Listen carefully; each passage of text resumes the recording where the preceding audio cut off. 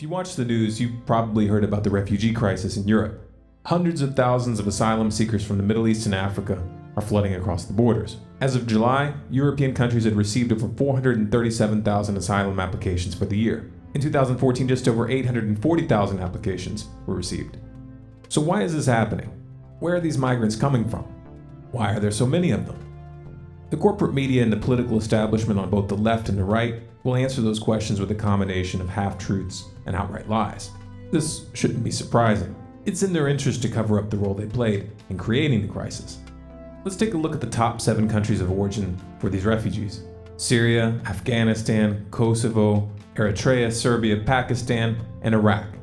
A lot of attention is being put on Syria because that's where the largest numbers are coming from. Hundreds of thousands are fleeing a conflict that has raged since 2011, and many are using this to push for an escalation of military force by the West. Because obviously if we bomb the heck out of the place, everything will go back to normal.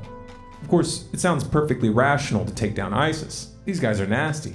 But upon closer inspection, we find that the West is much more focused on removing President Assad from power. That might strike you as absurd, since the Syrian government is one of the last remaining forces preventing ISIS from completely taking over the region, but it makes much more sense once you see how ISIS rose to power in the first place. Who funded them? Who armed them? Well, they don't like to talk about that, do they? Since at least 2011, the US and its allies have been backing rebel groups in Syria. The goal, of course, being regime change. This escalated right after the US and NATO toppled Libya. There's a reason for that. The weapons from Gaddafi's armories were shipped through Turkey into Syria and distributed to combatants. Even at the time, it was clear that the majority of these weapons were ending up in the hands of jihadists. The official narrative is that these rebels were freedom fighters, and that this was an organic uprising, an extension of the Arab Spring. The media and the political establishment in both the United States and Europe stuck to this story until it became impossible to hide the atrocities being committed by these so-called freedom fighters.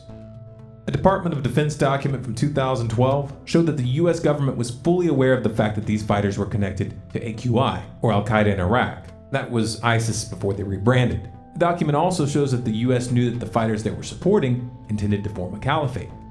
Not only did they know it was happening, they viewed it as a good thing. In fact, in 2012, the CFR released an article openly stating that, quote, "In short, the FSA needs Al-Qaeda now."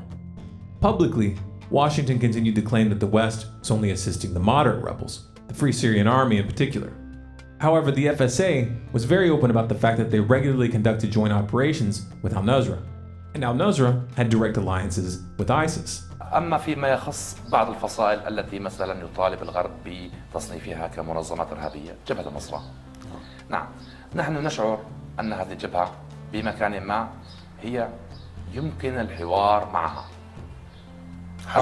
حول نعم، حول طبيعة الدولة القادمة، حول شكل الدولة القادمة، حول إمكانية هذه البلد على إقامة دولة التي تناسب الجميع. نحن في مكان ما يجب أن نتعاون ويجب أن نتحاور، وأنا على صلة بالجميع. أنا على صلة بالجميع ولا أخفي السر بذلك، حتى فيما يخص الأخوة في جبهة النصرة، ونتعاون في أمكنة كثيرة. No matter how you cut it, the US and its allies brought ISIS to power. And in doing so, they created a flood of refugees. And let's not forget how this all started. Who toppled Iraq and Afghanistan, creating a power vacuum, unleashing decades of chaos and destruction, and creating breeding grounds for extremists? It's no accident that these are among the top countries of origin for refugees. While it might be convenient for Europeans to pin the blame entirely on the US, the reality of the matter is that European leaders have not only enabled Washington by refusing to call them out, but they have also played an active and direct role in the aggression. The blood is on their hands too, so it's not in their interest to tell you the truth.